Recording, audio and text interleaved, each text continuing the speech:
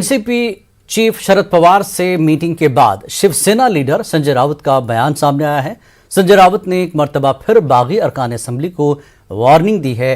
उन्होंने कहा कि अब फैसला असेंबली में होगा और हम हार नहीं मानेंगे। राउत ने कहा कि असेंबली से लेकर सड़क तक शिवसेना अपनी लड़ाई जारी रखेगी। राउत ने कहा कि उद्धव ठाकरे ही वजीर आला होंगे। राष्ट्रवादी के प्रमुख नेता है, अनुभवी नेता है। गृह मंत्री जी कभी विधानसभा के स्पीकर भी रहे। वो कानून नियम अच्छे तरीके से जानते हैं, हमसे भी अच्छे तरीके से जानते हैं।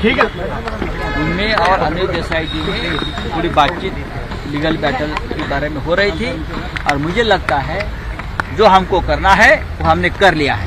पवार साहब और मुख्यमंत्री जी का निरंतर डायलॉग चल रहा है। सर, क्या हम सब एक दूसरे के संपर्क में हैं।